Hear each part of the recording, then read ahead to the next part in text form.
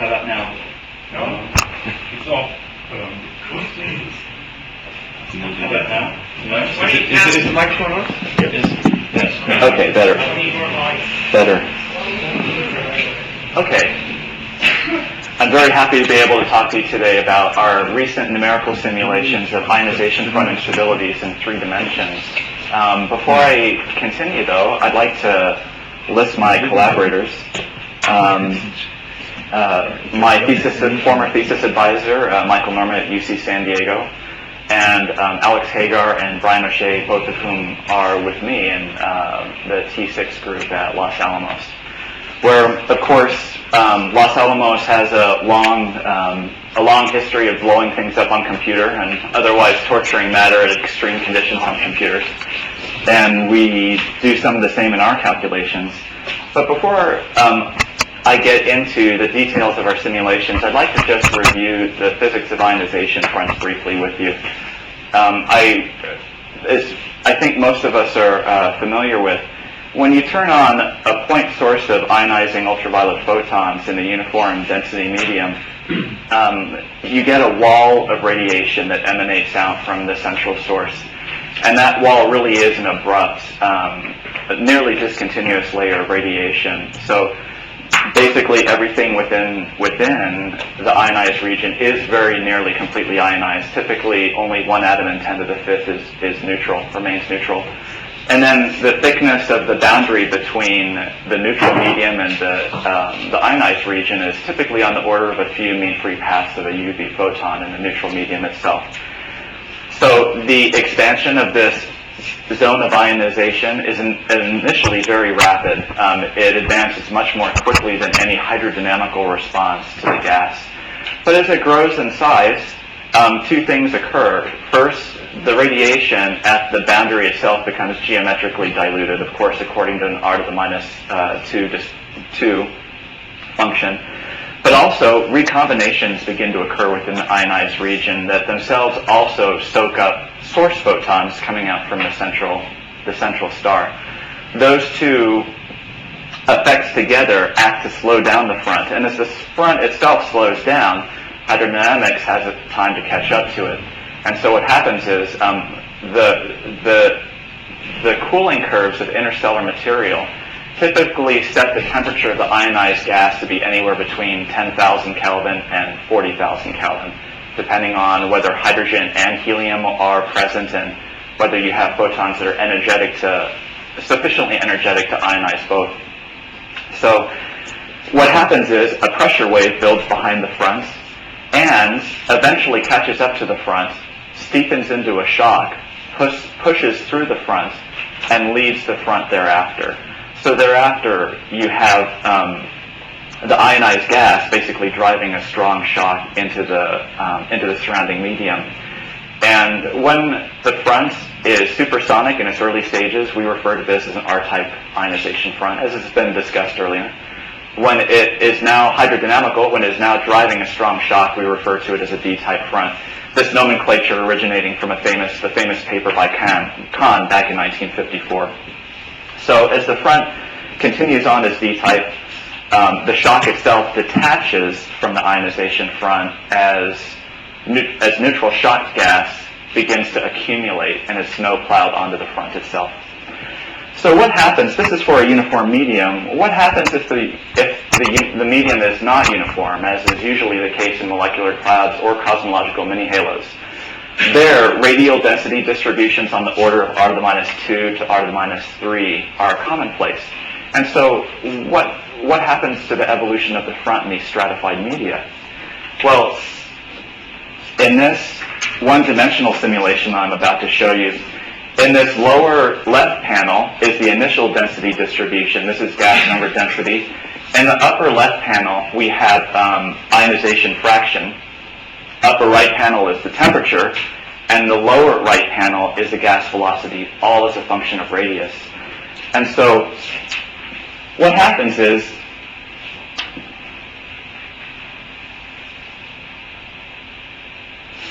initially the ionization front is trapped behind the shock, but then it breaks free and runs all the way down the density gradient very quickly.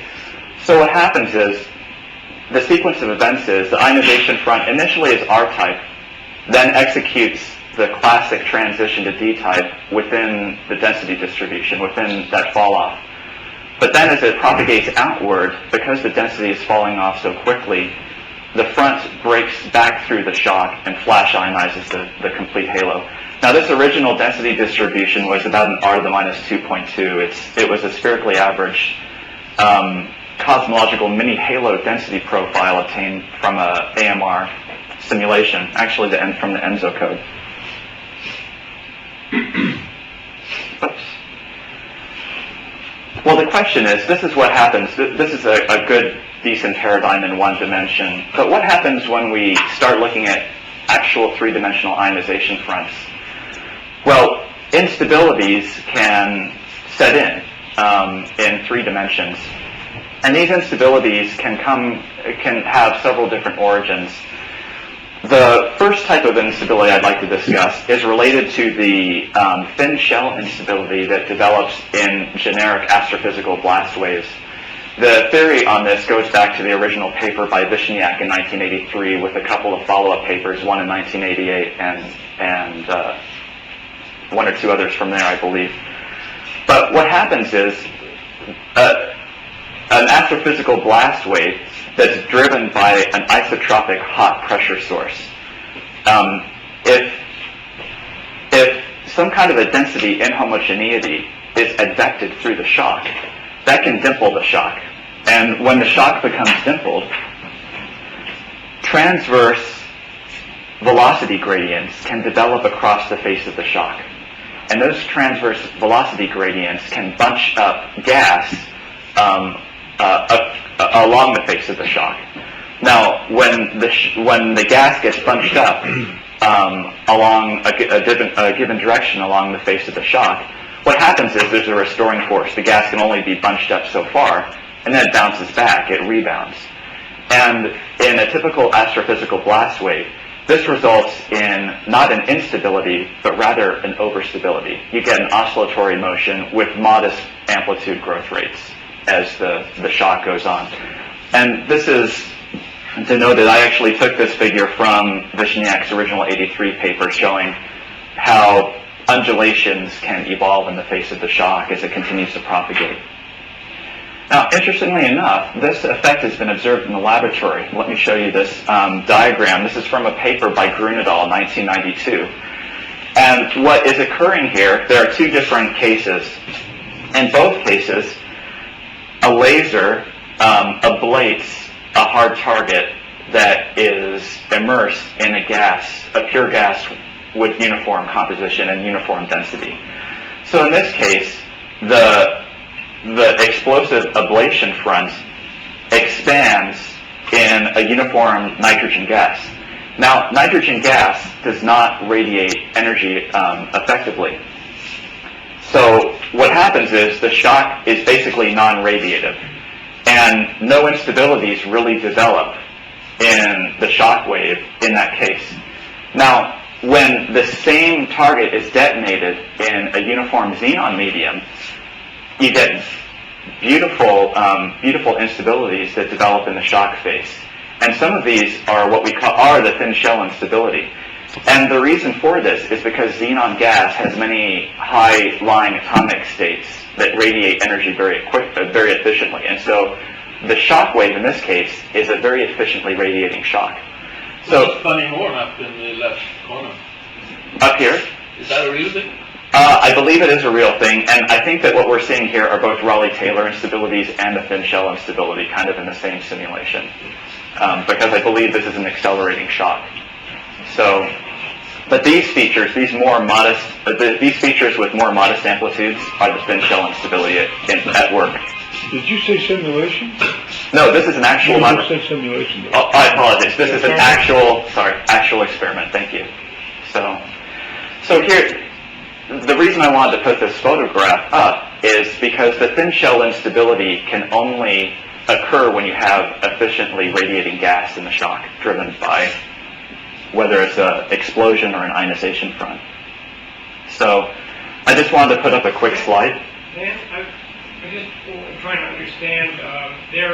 there was a whole family of papers about the instabilities of radiative shocks, including people like Chevalier Yes. and others. And I'm wondering how it is that you can be so sure you were seeing the thin shell instability and not one of these others. We can talk about that after the talk if you want. This basically, I'm taking Grun's lead in this because back in 1992, my thesis advisor, along with Mordecai McGlow, actually used Zeus 2D to try to reproduce this exact effect by Grun et al.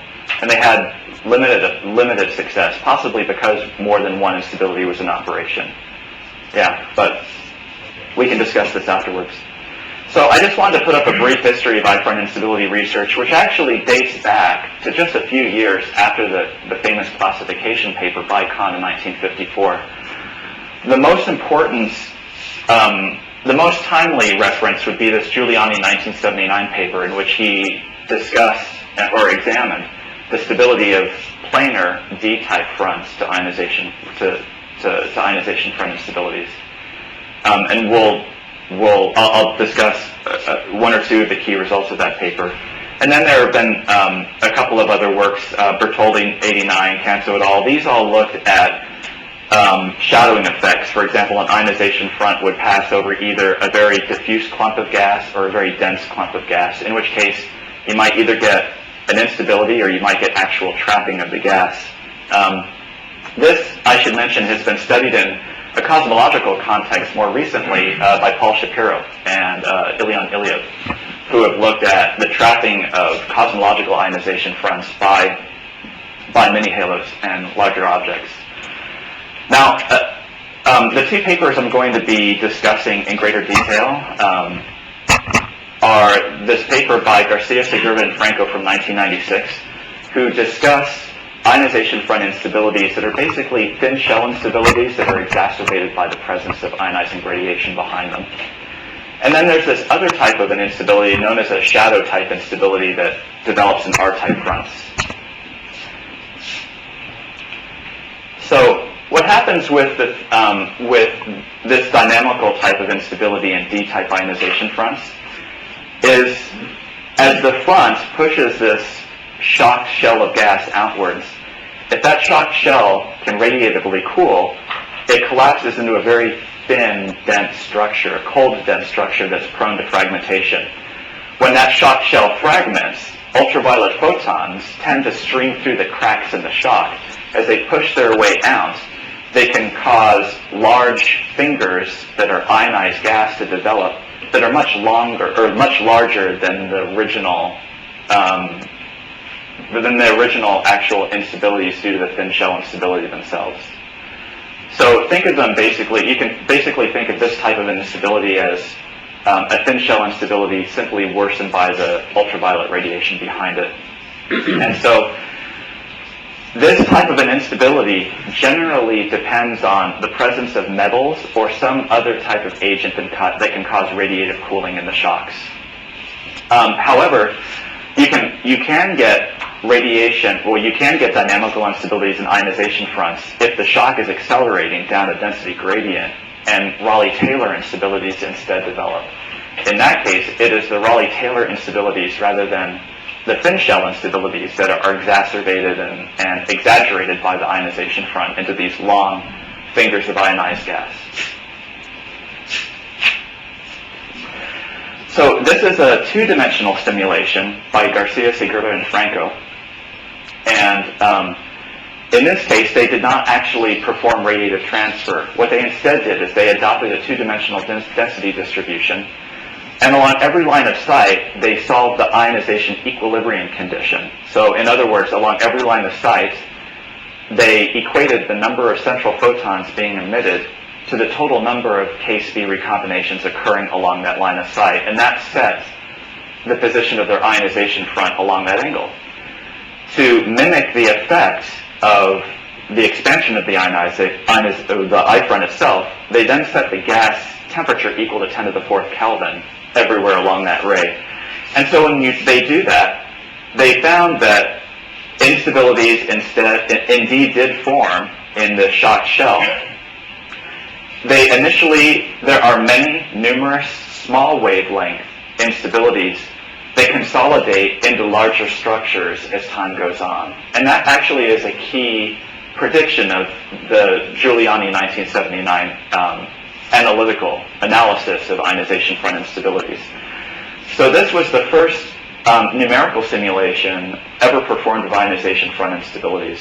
And as you can see, these are very pronounced structures. You get very long jets of ionized gas that poke their way out into the interstellar medium. And these effects were cited by the authors as being responsible for many of the beautiful morphologies we observe in galactic emission nebula, for example, elephant trunks, bright rims, and so forth. Now, the second type of instability is the shadow instability in the R-type fronts. And this occurs when a planar ionization front sweeps over a density inhomogeneity. This density inhomogeneity, though, is very minor.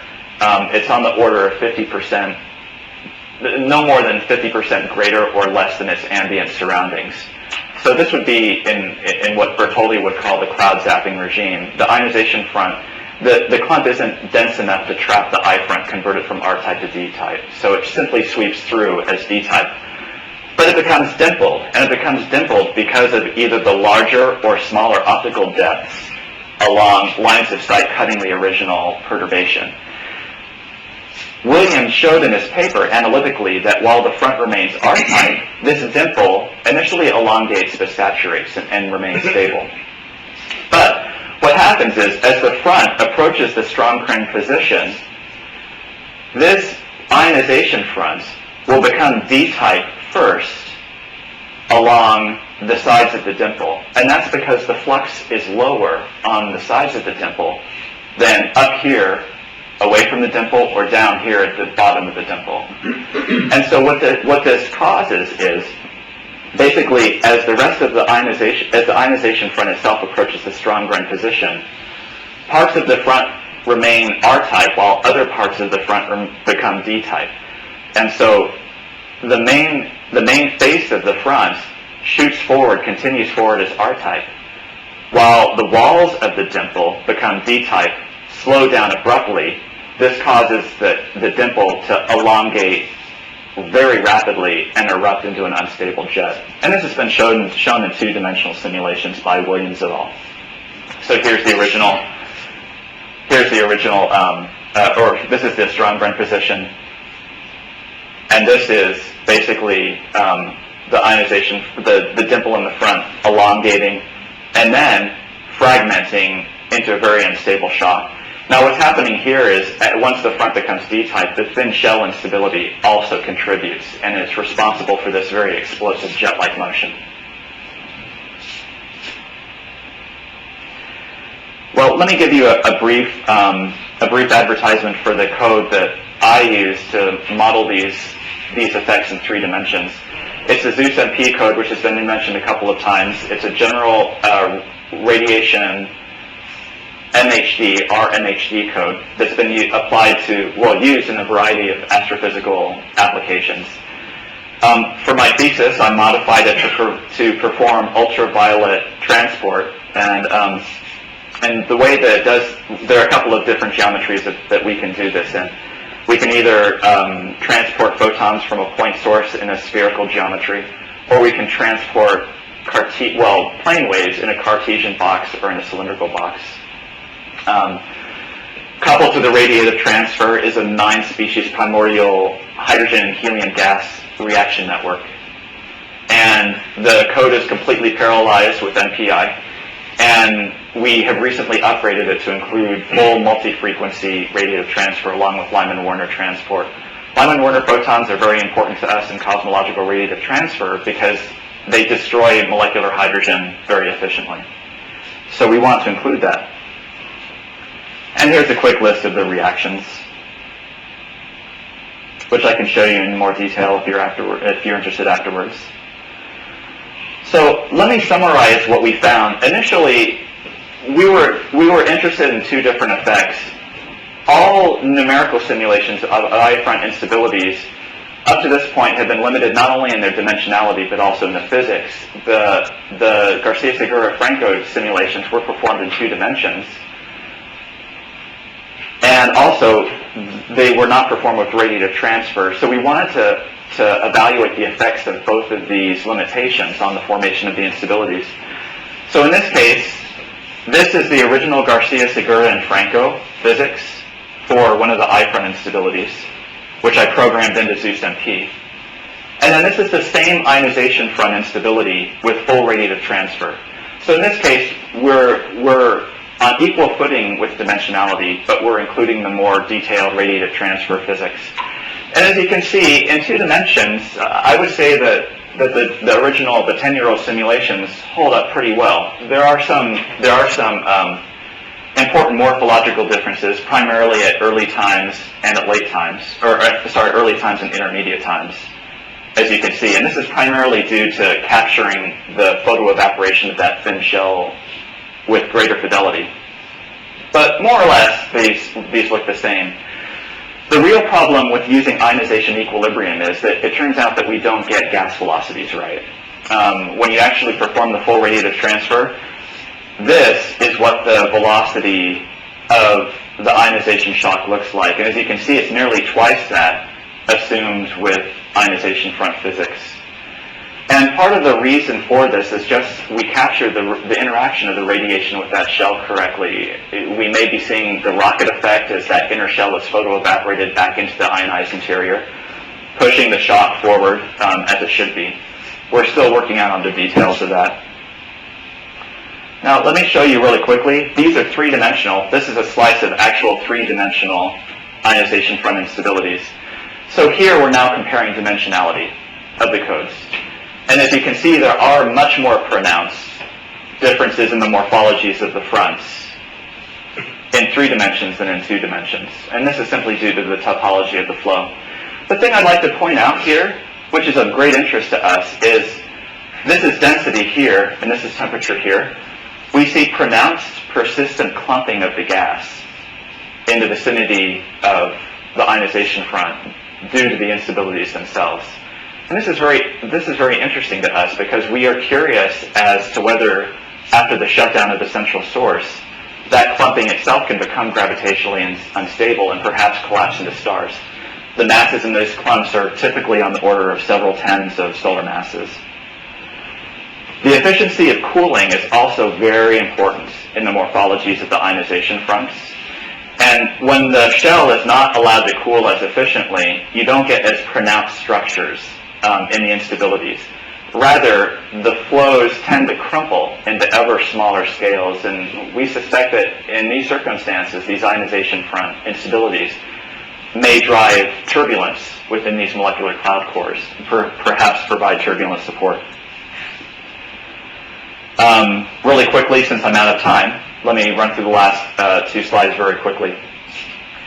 If dynamical instabilities cannot form in the absence of metals, the question is, at what metal threshold can they arise? So we performed a grid of simulations in which we initially had no metals whatsoever, progressed to 10 to the minus 5 solar, minus 4 solar, minus 3 solar, minus 2 solar, and minus 1 solar. And it turns out that the threshold for instability development really occurs between a metallicity of between 10 to the minus 2 and 10 to the minus 3. So we suspect that these features were very prominent actually very early in the universe. Only a relatively modest enrichment of metals was necessary for their appearance. Now finally, let me just show you 2 quick shadow instability movies. This is the shadow instability in primordial gas, in which the shell really can't cool and fragment very easily. And as you can see, the shadow instability, now a very important thing that I should mention here is we assume monoenergetic photons. Photons right at the ionization edge of hydrogen are driving these phenomena. And what happens is that the shadow instability in those circumstances fizzles. Really, it doesn't do very much. But after we did multi-frequency upgrades to our code to where we captured the true post-front gas temperature correctly when you take into account helium and hydrogen ionization, the story is quite different.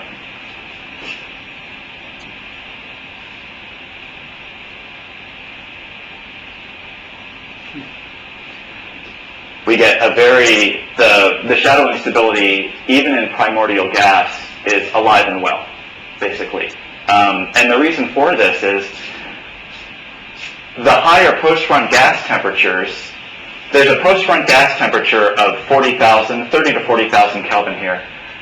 The temperature in the shock is at most 3,000 to 10,000 Kelvin. When you get the post-run gas temperature right, it does not allow shocked gas to recollapse into the dimple and quench photons reaching the forward edge of the dimple. And this is what was happening in the previous movie. So basically, the shock itself would bounce gas back into the cavity and shut down the instability. But when you get the true post-run gas temperatures right, it works. And so we expect these to be very prominent features, even from really from the redshifts of first structure formation. In conclusion, we have discovered that full 3D radio transfer is necessary to get these instabilities right. And I would say that the next step in our simulations is to look at the possible manufacture of molecular hydrogen in D-type ionization fronts at high energies, at high redshifts. Because the manufacture of molecular hydrogen by a broadened ionization front driven by a hard UV spectrum, the molecular hydrogen forms in the gas phase, and it can assume the role of metals in cooling the shock, fragmenting, and creating these beautiful instabilities. Thank you.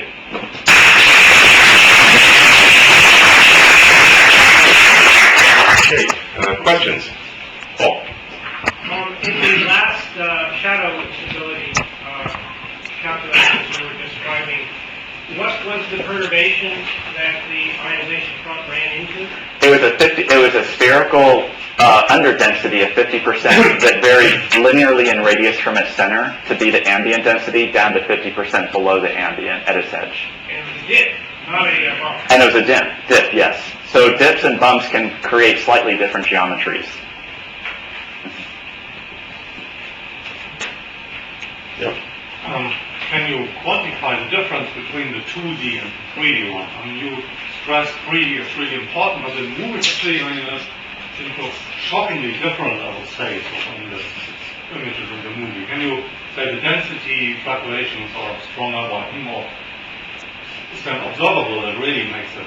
It turns out, and I'm sorry, this just because I wanted to keep this a qualitative comparison of 2D versus 3D, I didn't put up a lot of graphs or numbers, but both densities were very similar in both cases. It's just the morphologies that were very different. So you could get, for example, you could get over-density amplifications of 100 or more when you have radiative cooling because of the collapse of the gas into the thin shell. And that was pretty much the same between 2D and 3D because that's dependent on the physics, cooling physics, which is the same in both. But you could get the fractal dimension of those fronts, and that would be a big difference. And give them a number like that. I'm sorry, don't... What? I wasn't called on, so I'll tell you later. Huh? Please. You know, there's a thing called the fractal dimension of a boundary. Like the problem of what is the length of the coast of England. Perhaps you run into. It seems like I've heard of this, but... Yeah, anyway, it measures the kind of raggedness of a front. And your fronts in 3D are much more ragged than the fronts were in 2D. Yes. And so there are algorithms for making those calculations. That would be nice. I would like to quantify this because this comes into turbulence. Oh, yes. And calculated turbulence. So maybe if you have time, I'd like to talk to you about Sure, that. or you live down the street from the nonlinear guys in Los Alamos who are very good at this. But yes, I'm glad to talk. Thank you. Okay, thank you. Next speaker is Harald Mellema from Stockholm, who will be talking about, is it C squared ray or C2 ray? C2 ray. C2 ray. Photoionization for dynamical problems. No. That's right, I didn't address that.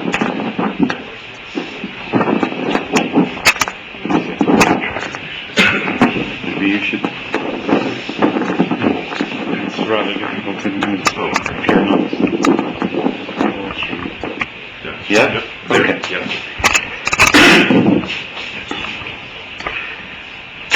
So, in this talk I'd like to explain to you a little bit how we are dealing with the photoionization problem when we want to include this in a hydrodynamic simulation. And I'll also show, some applications of this. I actually made a little introduction on photoionization hydrodynamics, which maybe by now is a little bit superfluous, but maybe not.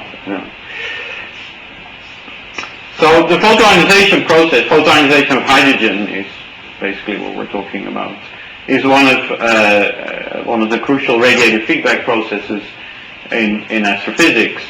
And this is because of the typical neutral regions have low temperatures, and the ionized regions, because of the heating through photoionization, have high temperature, so there's a pressure difference, and this drives the dynamics. Also, there's the extra effect of liberating the electrons, which gives you a factor 2 extra in the pressure. So it drives dynamic phenomena in various astrophysical systems like H2 regions, planetary nebulae, centers of galaxies, and the entire universe when you consider reionization. And if you want to combine this with hydrodynamics, the challenge is really that the time scales can be very, very different between the photoionization process and the hydrodynamics. So slightly different way into this speeds of ionization fronts. There's a little H2 region here. So you have some pretty picture to look at. So basically, if you write down the change of the position of the ionization front times the density of the material, this is given as the incoming flux at that point, minus the number of recombinations between the position you're looking at, where the front is, and the source of the photons.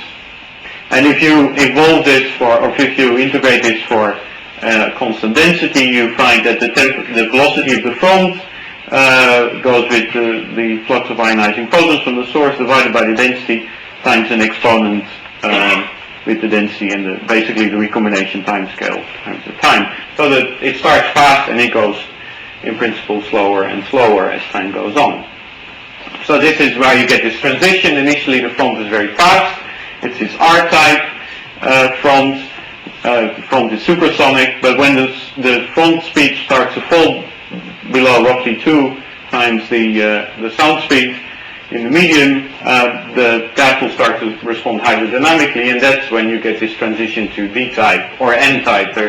I think there's a little bit of a nomenclature confusion there, but basically what I call D-type is a front, an ionization front preceded by a shock front, which I still call N-type. Now, okay, this is a standard Kahn picture from the 1950s, but of course, as we see here, real H2 regions do not grow in constant density media, so there will be differences in this transition from R to D type depending on time and position. And that's, the model of an H2 region shouldn't look like this, I guess, although when you compare them, it's maybe not such a bad model after all.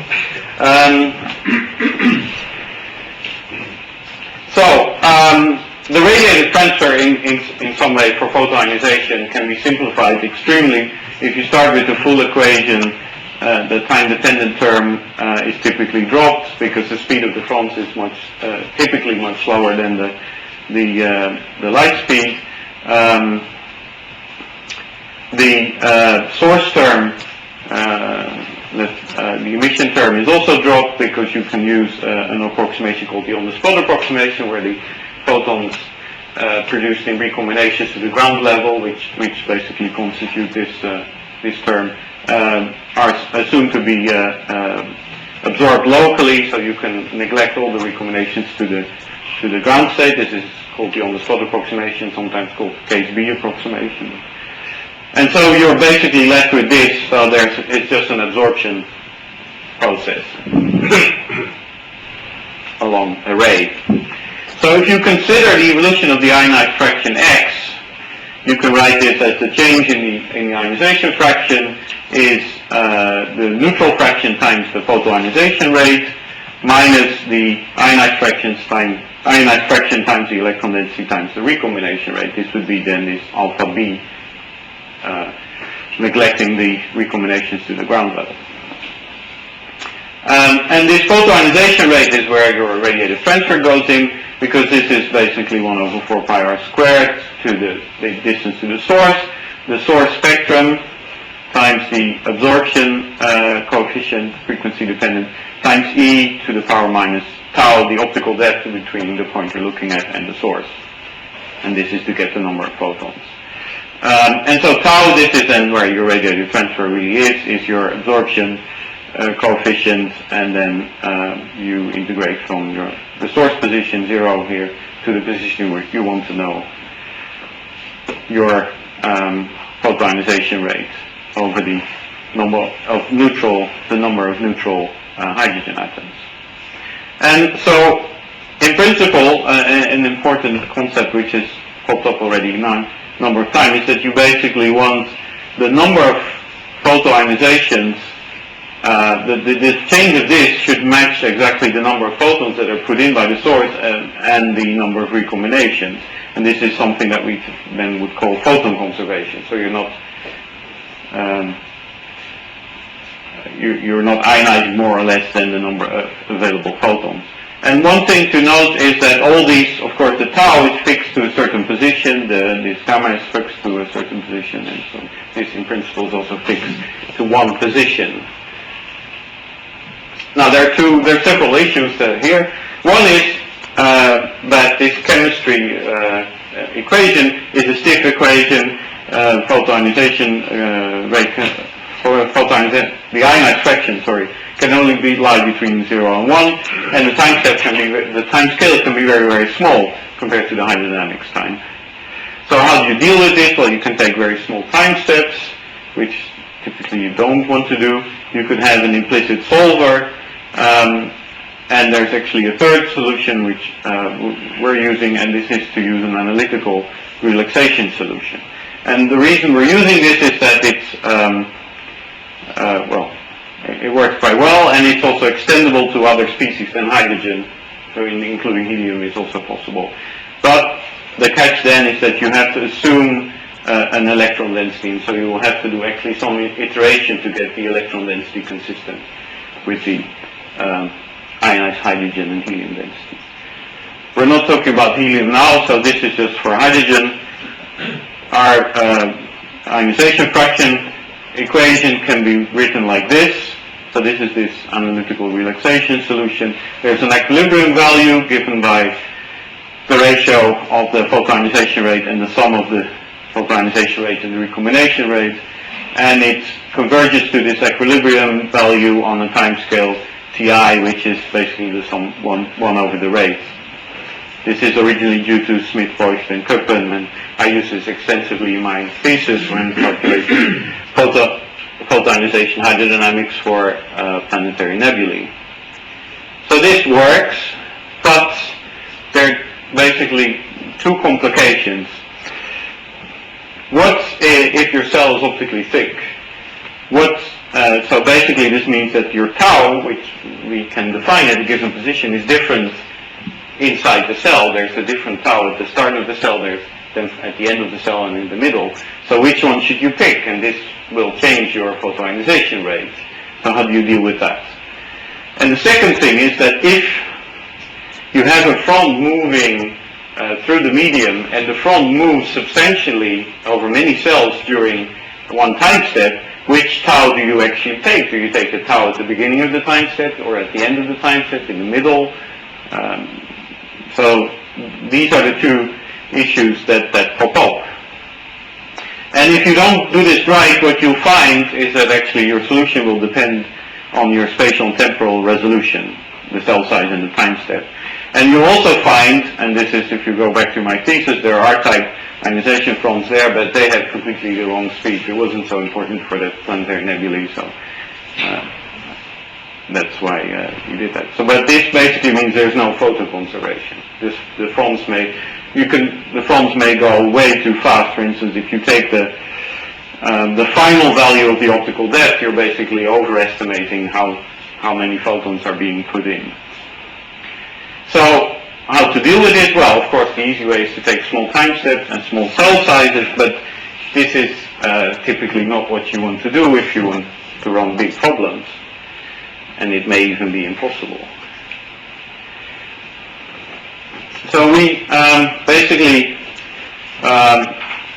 have two approximations that we put in to deal with these two issues, and one has to do with the photon conservation in space, and the other one in time. And so what we did is actually the same solution that was proposed by Tom Abel, Mike Norman, and Hiro Madao, is that you actually consider a cell to be a volume in space, and you say we don't really know what's going inside the cell, but we know how many photons are coming into the cell, and we know how many photons are leaving the cell. And that basically then sets your photoionization rate inside the cell. So you write it like that. This is the number of neutral hydrogen atoms times the rate inside the cell should equal the difference of the number of photons coming in and leaving the cell. And if you then rewrite your gamma, which for one position was given by this, using this recipe, you get basically this extra term, which is the number of absorptions inside the cell. Delta tau is the optical depth over the cell. And so this allows you to deal with highly optically thick cells. The second part is the time step. So instead of using the initial optical depth or the final optical depth, we use a time average optical depth, where we use the same analytical relaxation formula to establish the value of this time average optical depth over the cell. So you recognize the exponential form here. And in a way, this was an experiment to see if this would actually work. And as it turns out, it works very, very well, as I'll now show. I hope this will be probably difficult to see. So this is from the paper where we tested this method against a number of analytical solutions for the positions of ionization fronts in constant medium, a 1 over R medium, which is the one shown here, and 1 over R squared medium, and in an expanding universe in which the density is constant but is going down with time because of the expansion of the universe. So what we see here is the position of the front. This is for 1 over R density profile, the position of the front, the velocity of the front in the log, and this is the ratio between the numerical solution and the analytical solution. And it's probably going to be difficult to see, but anyway, there's a black line here, shown here up at the end, which is the analytical solution.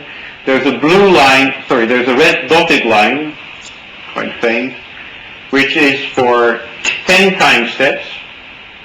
So here's the time, so we only have 10 time steps come from here to here, and the grid consists of 16 radial cells, so it's extremely low resolution, extremely poor time resolution, and we could still get basically the correct answer. There's some deviations, you can see here it's 10%. Then if you go to 100 time steps between here and here, we're basically right on top of the analytical solution. You can also see that in the velocity.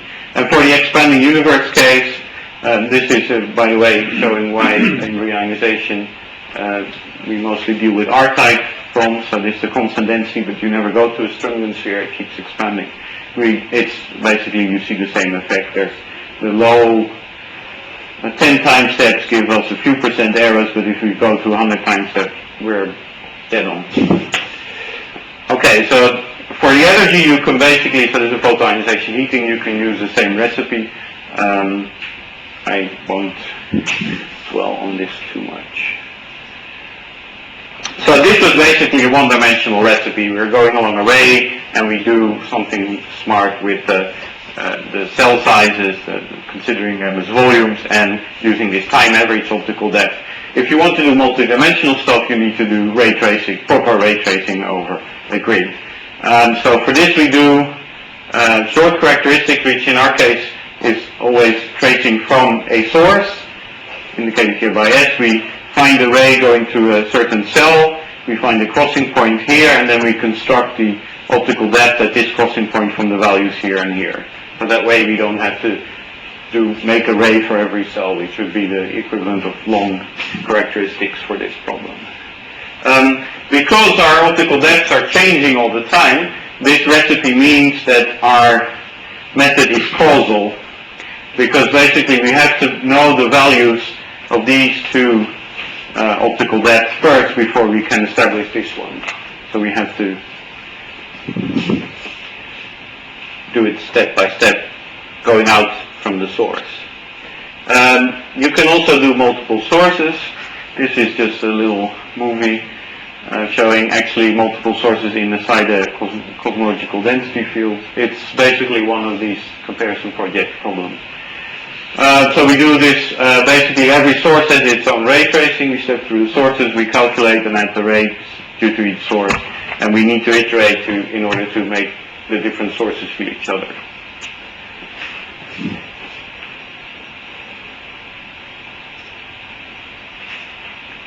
So that's why the name of the method is C2 ray. So the first C is for conservative, in terms of that we are conserving photons. We have photon conservation. The photons are going at the correct speed. And the second C is for causal, because we have to causally follow the rays, and then it's ray tracing.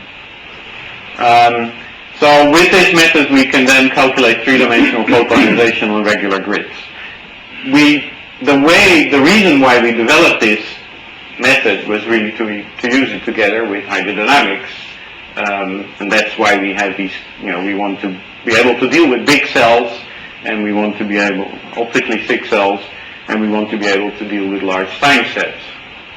However, after we actually developed this, we realized that we had made a method which is so efficient that you could also do non-dynamic ionization form calculations, like actually the movie I showed, and they would be very efficient compared to more accurate codes, but which were developed just to do the radiative transfer. And so this would be valid if the photons are R-type. We can just use C2 rays as standalone code. And this is, for instance, in the case of following reionization of the universe at large scales. Or it can be coupled to hydro, as was the intention from the start. So the standalone version of the code we use to do the largest reionization calculations to date, in which we really considered a very large volume. This was about 5 times larger than anything that was done before. And also, so we basically had the result of an cosmological embodied simulation giving the evolution of the cosmological density field over time, which was also extremely high resolution, 4.3 billion particles, which is close to what the Millennium Run has. That's 10 in case of the Millennium Run, the biggest simulation that was done before. And so we took the output from that and do the radiative transfer on this evolving density field using the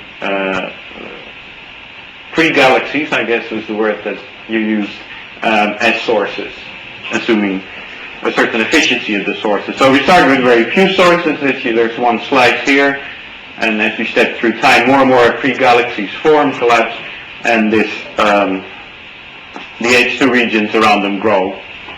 So you can see the clustering actually here, how some regions, low density regions, remain neutral the longest. So, and this you can use to do all kinds of useful things having to do with reionization. For instance, calculate the 21 centimeter signal as a function of redshift. So that's shown here. This is a slice through our volume where we actually follow the redshift evolution. So here's high redshift. There are few H2 regions.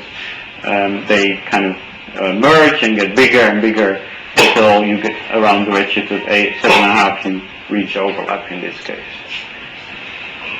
But this is not really radiation hydrodynamics. Well, then I better speed up. So we can do radiation hydrodynamics in different problems. This is the photo evaporation problem, which was also part of the comparison project, but I will go into that now. So I would like to show you something which is actually related to the previous talk, so it's nice. And so this is much more a galactic application. If if you want to grow an H2 region, they grow in the star formation region, which is basically molecular clouds, and we know that the structure of molecular clouds are highly irregular. And the velocity fields of molecular clouds suggest that they're maintained to a large extent by supersonic turbulence, and there's a whole groups of people around the world, Oka has done this as well, who are trying to simulate this by doing turbulence simulation. We took the results from Enrique Vasquez, which is shown here. I can let the movie go. It's a rather short movie, actually. So this is self-gravitating medium with a driven turbulence. The turbulence is just imposed at a certain wavelength. And they're simulated with and without magnetic field. We took the one without magnetic field and asked the question, what is the H2 region going to be like if you grow it in this medium? This was a project I did with Will Henning and Jane Arthur in Morelia, in Mexico. So, what does it look like? So we picked this density field at a given time when the first collapse structure had formed, which would, roughly had the mass of an 07.5 star of 30 solar masses. And we turned on its ionizing flux, and we used my hydrocode, regular grid code, Capriol 3D, to combine with C2 ray. And in the paper it's 128 cubed. This movie is actually 256 cubed. And we grow the H2 region in this density field. It has the velocity pattern still, but so you can see how things also are moving. So the red part is the ionized part. And it's a pity it doesn't loop. We have to keep... So you see basically what happens is that you get a very highly irregular structure. You get these elephant trunks. There's a photoevaporation flow at the head of it. That's why the density here is lower. The darker, the lower the density. There's one here. It's very irregular. It breaks out on this side and here, but here it doesn't break out. So you really get quite a complex geometry out of this. One other thing to notice is that if you look at the front position, especially later, it sort of fluctuates a little bit. There's stuff, recombining, then getting ionized again. So it's really very dynamic. It's not that it's constantly getting bigger. There's actually a bit of fluctuation in terms of photoionization at the edge. You can then make visualizations of this, doing synthesized narrowband images, in which black is neutral, where we impose some dust opacities in order to make the images. This wasn't in the calculation itself. Red is the forbidden line of nitrogen plus, green is H alpha, and blue is oxygen 2 plus. And then this is an early stage. This is a somewhat later stage. And this is the final stage in the simulation that we had in the paper. So you can see these elephant trunks forming. So the interesting thing here is that we didn't, there are no ionization front instabilities as such. At least, I think most of the structure you see is basically due to the initial density field, not so much the stuff that Dan was showing. You start with a smooth field and you get structure. But here we actually have already structure. Of course, there's it could be that the existing structure triggers some of the instabilities, but it becomes a little bit unclear to say what is due to an instability and what is due to the initial density field. So you can do other things, like looking at the RMS velocity in the ionized medium. The little thin gray line is sort of the velocity you expect from an ionization front growing in a smooth medium, so this is around 2 kilometers per second in kinetic power being put in. But because of the initial density fluctuations, we actually get, you saw this, there's stuff moving around all the time inside the ionized region, and so this is like 4 times higher at the end. It's at 8 kilometers per second, so it's close to, I guess, sonic turbulence. So the conclusions, and then I'm right on time. Okay, great. So we're using this photon-conserving finite volume approach with time average optical depths to be able to combine photoionization calculations with hydrodynamic calculations, where the time and the length scales are set by the hydro and not by the photoionization. And this we can use standalone to study the growth of H2 regions on density fields, or we can combine it with hydrodynamics And I showed this example of the H2 region growing into a density field of a turbulent molecular cloud simulation, which gives results that are quite similar to what we seem to be seeing in real H2 region. Thank you.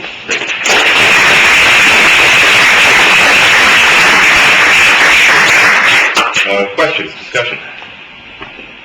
Okay. What was the hydro method used here in the molecular cloud? So there are two hydro methods. The turbulent molecular cloud simulation used one. This is Enrique Vasquez's method, which I'm not entirely sure. I think it's a Riemann solver. Spectral method. It's a spectral method? Yeah. Okay. And then the hydro method we use to calculate the H2 region is an approximate Riemann solver that I wrote myself, regular grid code. And which part took most of the time? The rate of transfer or the... Actually, these simulations went amazingly fast. The reason we ran 128 cubed was because we didn't have a machine that where it fitted on, so it was a memory requirement. The simulation itself ran maybe in 6 hours or so. So I think there probably it was close to 50-50 between the radiative transfer and the hydro. Well, actually, I have a comment about the code. The code is not secret. It's Professor Dongsu used TGD code. It's an isothermal version. I think you're right. Yes, yeah. Okay.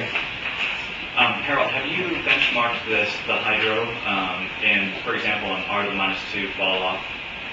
Just because I'm curious to see whether these large time steps will really preserve the proper velocity evolution when you have a stratified medium. Because we ran into this when I was benchmarking my thesis code. We had to go to rather restricted time steps to capture the proper hydro. Well, that's part of the comparison project, actually. But that's not really a quantitative benchmark there. I would say we're not really following the analytical solution from, for example, Franco and et al. From 1990. So. Yeah, no, that's not true. The test problem is... It's exactly that problem, 1/2. No, but it doesn't go over it doesn't have the spatial range to test the evolution of the shock between the... Did you find it?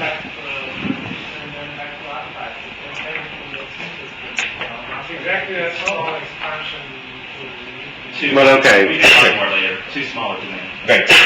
The third point of view was saying that you actually don't seem to need the annexation from to get the morphologies you see in the galactic two regions.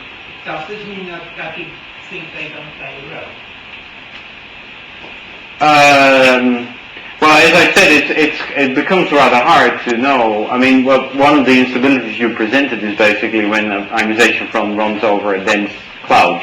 So in that sense, it is ionization from the instability. But I think that's a little bit of a misnomer. You would call it an instability if you have a smooth field and it breaks up because of small perturbances, not a very big structure which is optically thick. No, I think they do exist, but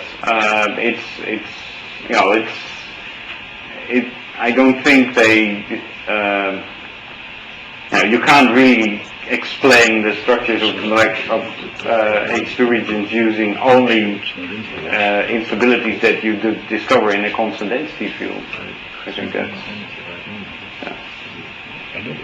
One more. That's a good point. We do find structures like the reminiscent of the Orion bar, which are more like a planar structure, and so this you can't really get out of the instabilities that Dan showed. Yeah, the short characteristic method gets the problem numerically if you have to travel on long distances and if you have strong density peaks in between. And something tells me that in your simulation there were regions where this was the case. You don't. So do you trust your short characteristic method? We tested this in terms of having a density structure, at some distance from the source, and comparing this to the optical depth calculation. compared to the exact optical depth calculated long characteristics with the short characteristics. And there's some diffusion at the edges, but it seems a pretty minor effect, actually. Okay, thank you. The final talk this morning is by Andreas Pavlik from Leiden, who will talk about cosmological radiative transfer using gadget. Mr. Chairman, what is gadget? Well, I guess. I'll give you a slide. Okay.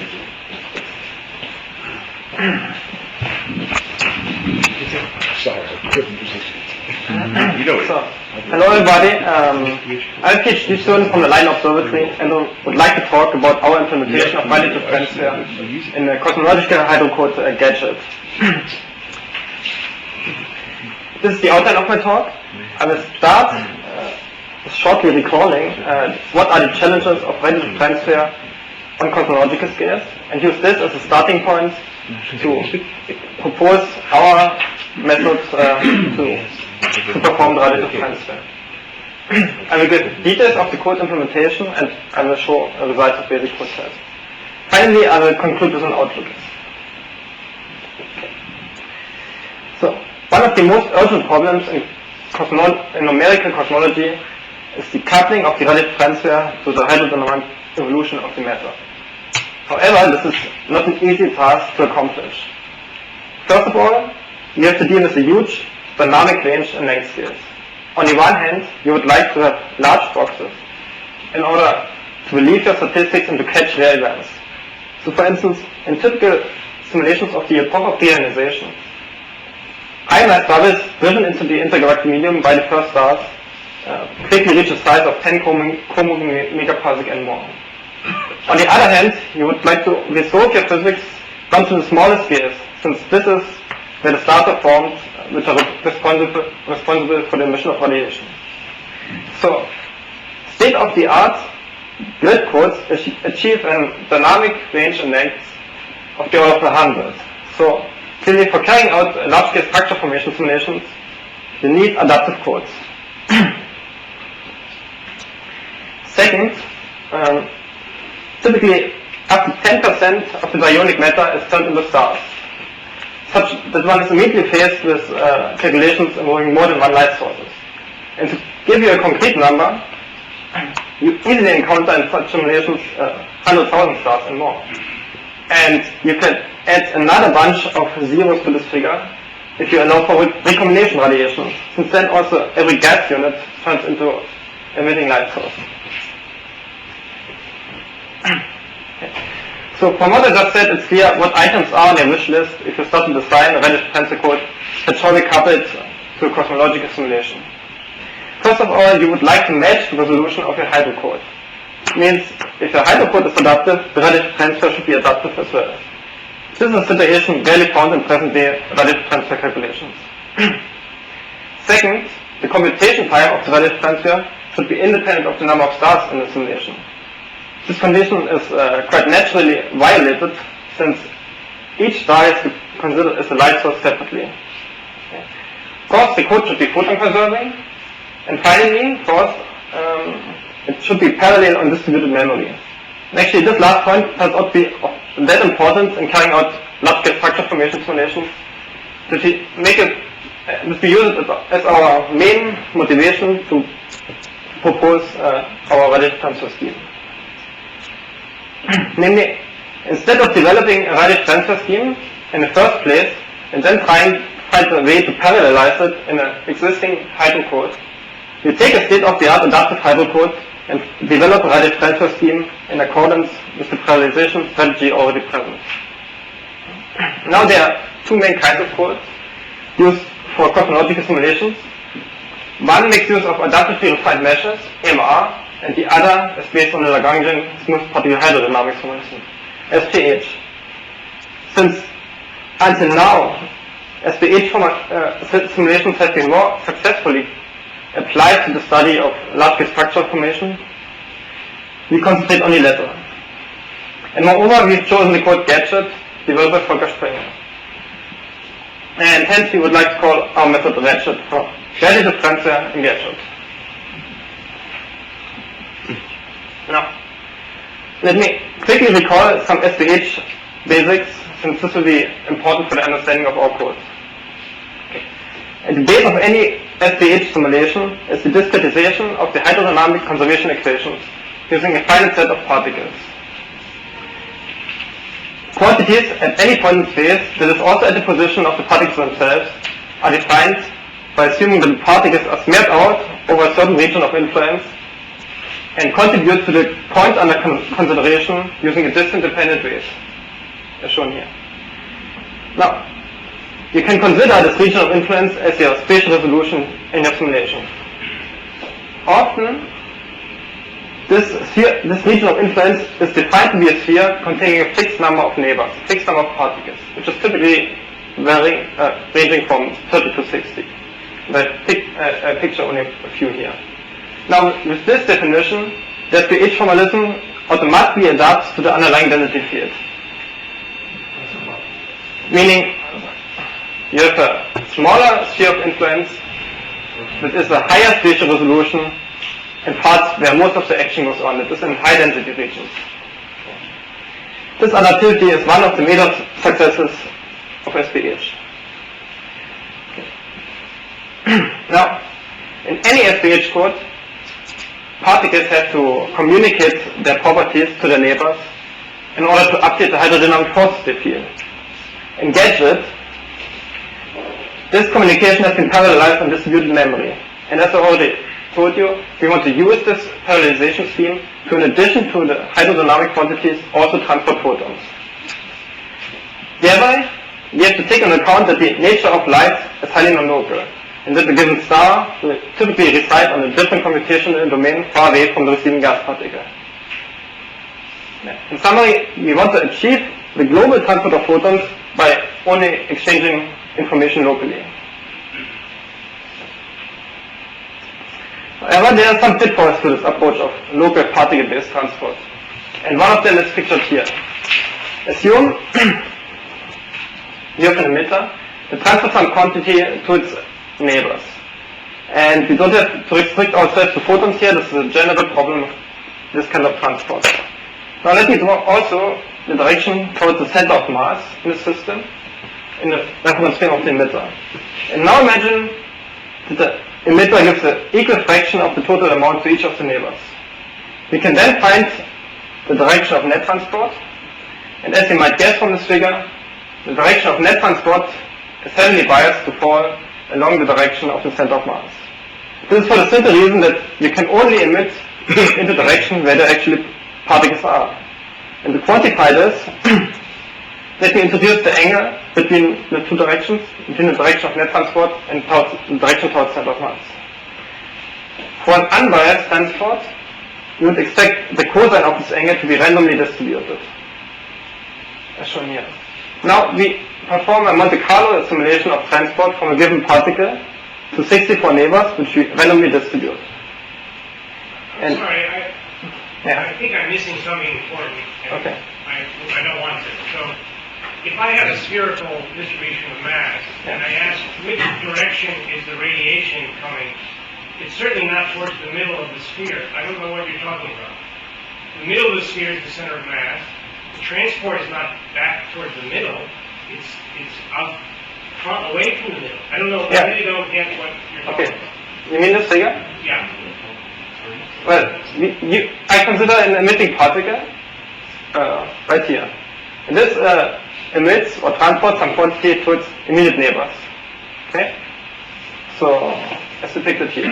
And now we can just draw the direction of net transport in the system. And since we can only transport to particles, like this transport will follow the particle position. This is what I'm going to say here. So transport goes actually to regions where most of the mass is. I mean, it's not the center of mass that is necessarily the source of radiation. But you made a statement that the predominant direction for the transport is the center of mass direction. The center of mass in this system, this is just an emitter and its neighbors. And the center of mass is just... I guess what you're saying is that the rays that have to be drawn from a particle to its neighbor will cluster around the center of mass because the particles will be clustered in that direction. That's what you mean? Right. Okay. That's exactly. Okay? Okay, so as I said, we perform Monte Carlo simulation of transport from a given particle to its neighbors, which are randomly distributed. And the statistic for this cosine of this angle is heavily biased. Okay? Now we can wonder, like, can we apply some weight to unbiased transport? And yes, we try this.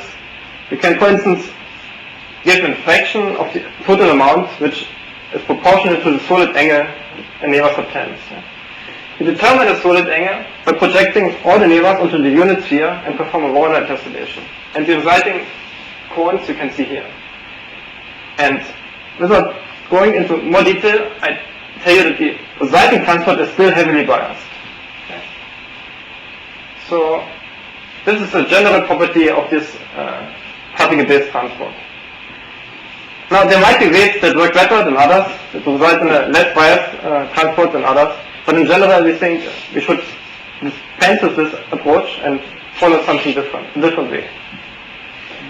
And what we suggest is instead of transporting the photons from a particle to its neighbors along the rays, which trace particles, we emit isotopically into cones. Okay, this is depicted here. Each star in the simulation tessellates the sky into a given number of light cones, depending on your angular resolution. Then it emits a fraction proportional to the solid angle of this cone into this cone. This will make sure that the transport is isotropic on the scale of the chosen angular resolution. And here's in more detail how the transport is accomplished in one of those cones. I show a star, which which tessellated its sky, and I show only one cone for clarity.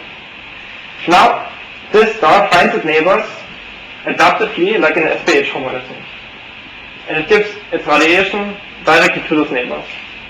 Those neighbors in turn propagate the radiation into local light cones centered around the direction towards the star.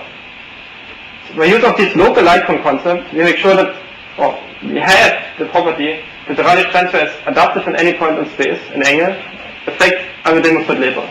May I suggest to use the word beam rather than light cone? Okay. Yeah. I'm not sure if I managed this for this talk, but Not from my flashlight, it isn't.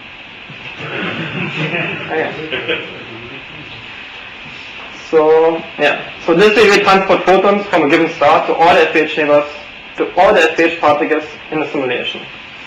But we can apply exactly the same recipe to SPH particles themselves. For instance, if they are not only absorbers but also emitters, if we allow for recombination radiation. And thus, our scheme can handle direct and diffuse radiation at the same time. Now, of course, there are potential problems. And the first one is that some particles, as this one here, might not fall into a local light cone and don't get radiation. So we counteract this by applying a random rotation to these light cones, which make also the code independent of the actual tessellation which you're using. Also note that in the real simulation, particles are moving, and if they don't get radiation at one step, they will get it most probably in the next step. This is kind of balancing process. A second issue arises if in a given light cone there is no neighboring particle we can emit radiation to. Now, this is a problem since then you cannot transport photons into this light cone. Now, we solve this by creating temporarily a new particle which bridges the gap towards the next particle in the light cone. And we call these particles virtual particles. Okay. Now, the major point about our scheme is that we avoid the scaling of the computation time with the number of sources in the simulation box. For this, each receiving gas SPH particle simply bins the stars it sees according to a desired angular resolution. Now, stars within one and the same bin are merged using a properly defined average. Subsequently, the gas particle just passes on the radiation from the stars into the local light cones, as shown on the last slide. So, okay, this is a project in progress, and so you might ask, what is the status? Okay, the code development is nearly done, and we want to couple this radial transfer scheme I just explained to the hydrodynamics in the near future. This won't be an easy task for sure, but since we have set up the scheme with this purpose in mind, it will be relatively straightforward to achieve. We've already carried out basic tests which prove the underlying concept, and those tests I would like to present you in the remaining time. However, I would like to emphasize the difference to other codes and correspondence to the test I'm going to show. Our code hasn't been developed to perform in particular well in those tests. Those tests have been designed to be benchmarks for codes that work on a fixed grid, on a fixed particle distribution.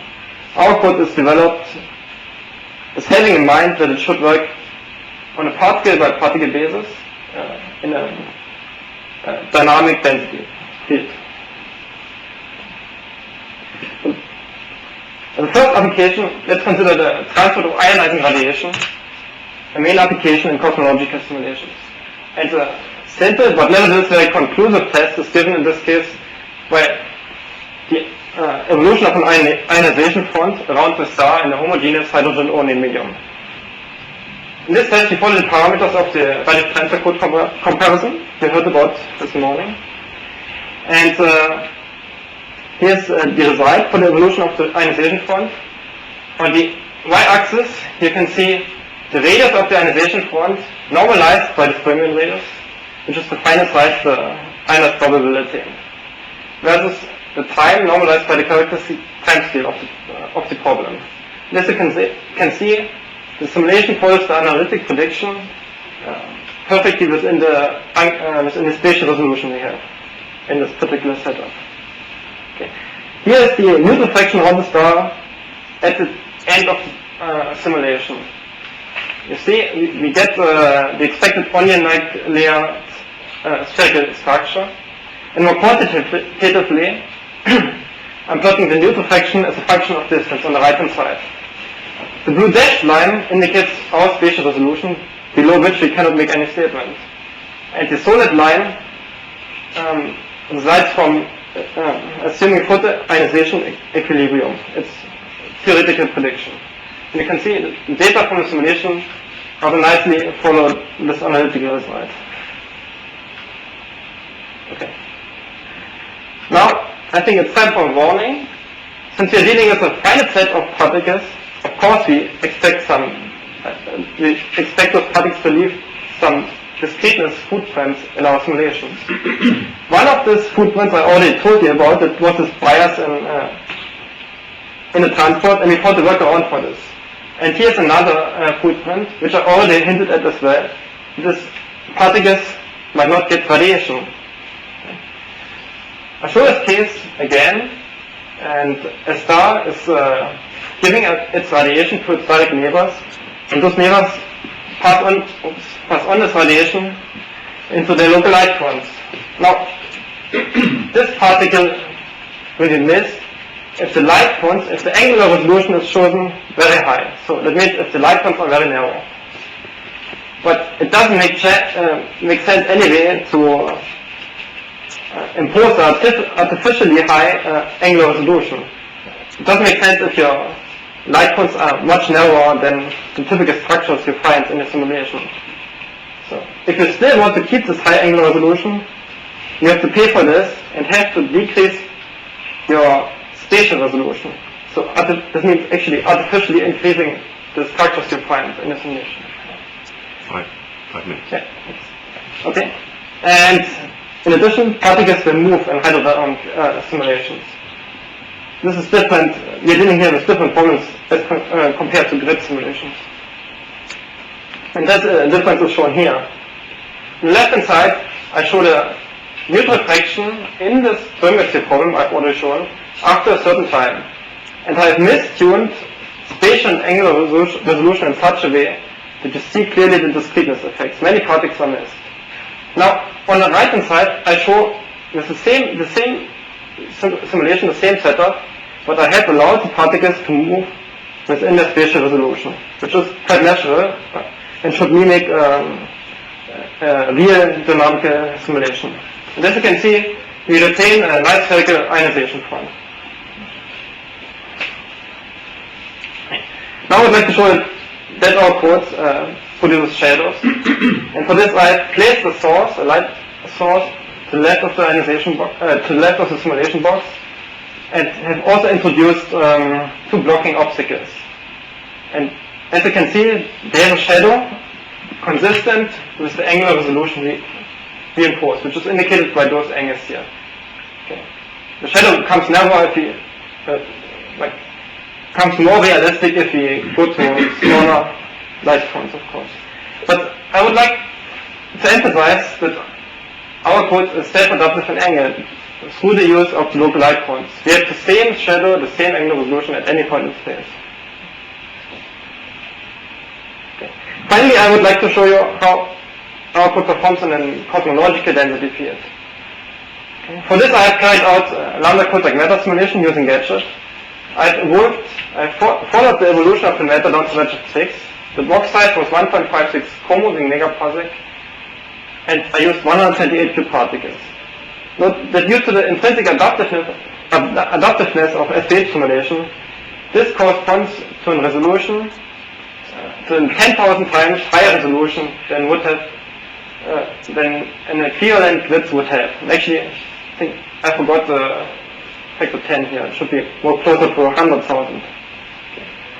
Stars are formed self-consistently in the simulation, and for the following, I switch off all but one, which are given fiducial ionizing luminosity.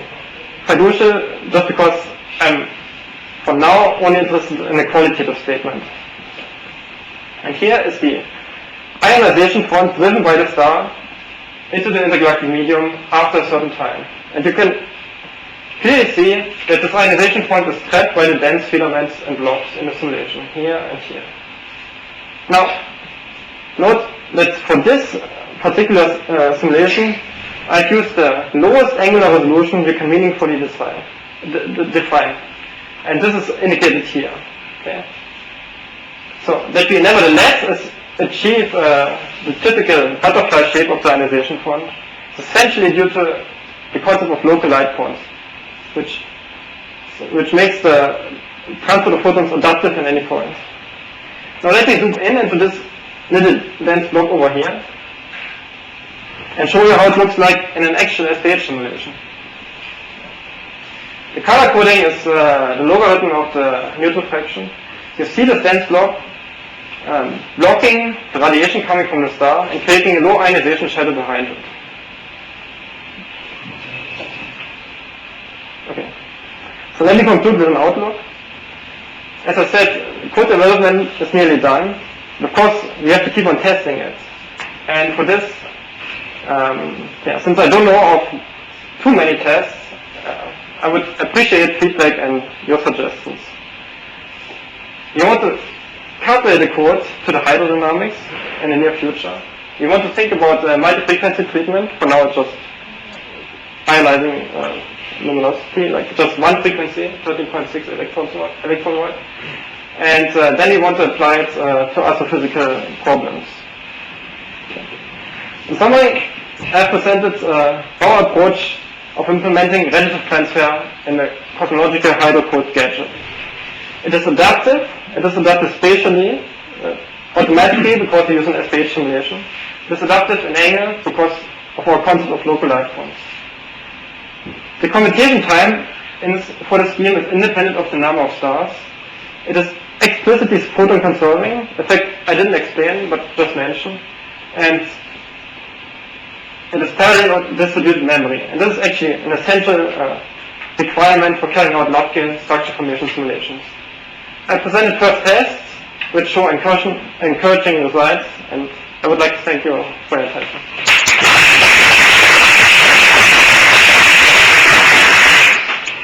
Okay, Vincent? I'm rather surprised at the way you treat in your initial discussion this tessellation problem when you're surrounded by particles. Imagine the case that you just have two. Right? In that case, your sphere around you is tessellated in two halves. Now, there is a very well-known approximation for this, which is known as the Lucy approximation. And Lucy, in his usual brilliant way, chose the weights of those two areas to be such that you get a correct representation of the moments of the radiative transfer equation. Okay, that's why the Lucy approximation works so well. A little circle in the sky is covered by one temperature for radiation, and the other sphere is the rest. There is no reason at all why you would not extend this Lucy approximation to having more patches in the sky, where you choose your weights deliberately in order to model even higher moments of the radiative transfer equation. Okay, I just wanted to illustrate the basic problem. And this actually you can see if you go to the very limit of the problem. Just as an emitter is one neighboring particle, then clearly all the radiation goes where the mass is. Okay? This is just an artifact of having discrete particle positions. And I'm not sure if one can correct for this. Well, maybe you can, but we presented this particular approach of emission into light forms, into beams. We'll talk about it in light. Okay, yeah, it would be nice. So we're thinking. Okay, other comments? Anyone? We actually have about 10 minutes before lunch, so we can expand this a bit more to cover the other topics we've discussed this morning. I guess just curious. So the experimentation you showed, you said this is the coarsest. Yeah. So that was just I used the tessellation. You basically have 8 octavs. Right. Axel? The concept of photon conservation, I would like to see a bit clarified. I mean, the transfer equation, if you solved it exactly, is photon conserving, right? I mean, that's exactly the equation that describes photon conservation. Yeah. So is a problem that you may lose photon conservation by from the angular discretization, from the coarse grainness in the angle, or what exactly? Because we are just transporting photon packages from one particle to the other. And then we can just make a counting. It is like we just subtract from the photon package what actually is absorbed, and then we emit the rest. So it's just counting the photons correctly. It's not that we estimate the weights and for a given cell and then try to do the recombinations and ionization. I don't know, perhaps it would be helpful. Usually when we use the term photon conserving, and in the sense that Harold did, the issue is to make sure that the change in the number of ionizations in the chemistry is the same as the absorption of photons. So that every photon absorbed leads to an ionization. And since one is a rate equation and the other is a transfer equation, it's not automatic that they should be consistent. So I don't know whether, in your sense, yeah, it's the same sense you're talking about. But since you're really dealing with photon packages we transport, you can just decrease the number of photons according to the number of absorptions that occur. Okay. And it's the same like, in this sense, it's the same like in the simplex method. But then you have to do your chemistry for it. Right. It's not photon conserving. Why?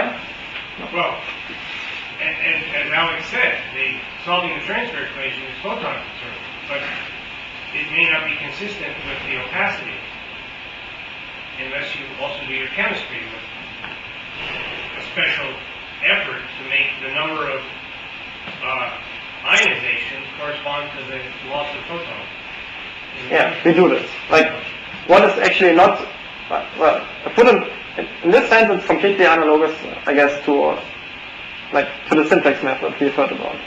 Like, we transfer photon packages from one point to the other and diminish it by the optical depth of the points, like given by the points. And this gives us just directly the number of ionizations. Okay. But that's if you express it like that, it's not obvious, because which optical depth? So you can, right, I mean, there's the optical depth is changing, because the thing is keeps getting higher and higher. Okay. So you can, but I think the mean is that you have a number of photons arriving in your photon package. You have a number of neutral hydrogen atoms in your particle, and you just diminish the number of neutral hydrogen atoms by the number of photons that you're delivering. So that's slightly different. Okay. Julian. Maybe I don't understand something, but it seems like the way radiation is propagated depends on where the matter is. But you cannot possibly know that because... No, this is what I was trying to say you shouldn't do. Like, so this was the problem based on this was the problem in the slide I showed with an emitter giving photons to its nearest neighbors. And this we prevented by introducing the emission into cones, where we give a fraction of the total amount according to the fluid angle the cone has. And thus the emission is isotropic on the scale of the chosen angular resolution, of course. So how do the photon packets jump, for example, if you have a huge volume of particles in it, how do they know to jump? Yeah. For this is, as I've shown you, for this we introduced these artificial particles, which are just temporarily created, called the virtual particles, which just transport the radiation to the next, to the denser medium. Dan, did you have Andreas, you requested suggestions for tests, and I would suggest the 1990 paper by Franco, Tenorio Tagle, and Bodenheimer, in which they evolve ionization fronts in a variety of stratified media, hydrodynamical, and their precision tests of your algorithm. Okay, we are not that close to hydrodynamic tests, but okay. I have performed the test. Okay, this is a nice suggestion, but I can mention I have performed also the ionization front evolution in a 1/r density profile, and There seems to be a disconnect between the request for tests and the talk we heard this morning. The purpose of the cosmological radiative comparison project is to pose the tests and have us all do them. So it's in place. Okay, but it's a bit, okay. Or suggest additional ones if you'd like to. Yeah, we have done the streamlines test, and it's a bit difficult to set up other tests at the present stage. And for instance, it's also difficult because it's a particle-based code. So how do we use the density field you provided? Shall we just Monte Carlo sample it and? But we're thinking. That's a challenge for representing a density field with SPH, but that's not a fundamental challenge. So we're thinking about So Harald Mellmer is currently working on some of simulations we've carried out to do a radiative transfer, and since those simulations are SPH simulations, we can just use them for our code as well, and we're interested in comparing those results. I'll ask a question here, which you might not want to answer, but the kind of hydro that we've been doing lately, we've been trying to do highly relativistic hydro, because we're trying to simulate jets and gamma ray bursts, and we want to ultimately work out the radiative properties of these. Could anyone comment on how far we are from being able to put fully relativistic time-dependent hydro radiative transfer into hydro codes? Yeah, I don't want to answer this question. Actually, Tom Abel's group has just put in special relativistic hydro into the ENSO hydro code. But Okay, well, Flash has good special relativistic hydro, but what about radiation? No, not yet. Oh, okay. Well, in the context of gamma ray burst, it's rather meaningless to try to use a fluid model anyway. And with today's computer speeds, one can use big simulations that have resolutions of the mesh reasonably satisfactory, like 500 cubed or so, and a billion particles. So it's actually better to use the proper particle picture. So you want to do air production and things like that? In some sense, things get easier in the relativistic limit because everything moves with the speed of 1, and electrons and protons sharing energy become equal mass and so on? Well, no, actually, it's messier than that, because you have these boundary layers which are subrelativistic. So actually, I mean, these simulations have velocities going from 0 up to gammas of a couple of hundred. Yes, maybe I should comment about 10 years ago, Fritz Ulrich and I tried a little in that direction. It turned out that for us the biggest bottleneck was aberration. Okay, your surroundings look drastically different, right, and V doesn't equal C for material particles, right? So it's always important. And the nasty thing about it is when you include radiative transfer, the aberration you can compute, but the aberration angles become time dependent because you're looking back to different distances for different propagation times. And at that time we couldn't solve that problem. But it's actually possible to run a PIC simulation and pick up a synthetic emitted spectrum at the same time. If you're running 1 billion particles, you can select 50,000, which is a very small fraction, and run them at a much finer time step, which you need. If they have a high gamma, then in order to properly compute what they radiate, you have to really have a very fine time step. But that can be done, it can be handled, we are doing it, we are computing the radiation as it runs, actually. So you do the relativistic Boltzmann equation, basically? Yes. Wow. Klaus, I'm sorry. The IPAM Hydro Conference online proceedings had a lot of good state-of-the-art general relativistic hydro methods. Well, there's a lot of hydro. Yeah, so I was asking about the radiation. Plus radiation, yeah. The radiation. Yeah. Okay. But I mean, Flash now has, as part of the regular package, has special relativistic hydro, and which is what we're using, and it works very well. We've tested it against a number of standard tests. Paul. I can offer one analytical solution for the problem of relativistic ionization front, which you might test your code against. 1D, but arbitrary speed in the ionization front. Oh, okay. Yeah. As soon as we put radiative transfer in the code, we'll do that. Yeah. No, so perhaps related, but so your regions that you define for the transport, what sets the size of those regions? Do you have a choice? Yeah. So basically, as a first, like, it should match the spatial resolution that is given by your spatial hydro simulation. So, but okay, as I showed, could be bigger. It could be bigger. We could have to decrease. Is there any condition on that? Well, it will be an interplay. There's a kind of uncertainty relation between the angular resolution you want to have and the spatial resolution you want to have. So if you decrease the one, if you increase the one, you probably have to decrease the other as well. Of course, this in principle allows you to, I mean, if you limit your regions, this would allow you to do time-dependent relativistic photon transfer. I'm not sure if I'm not sure if I understand this, but maybe. But Gadget doesn't have any relativity, and I don't, is there any SPH code that has any relativity? Oh yes. There are. It's relativistic SPH. Yes. Which? Not hard. Okay. Well, it is lunchtime now, so let's thank all the speakers for this morning. We will reconvene.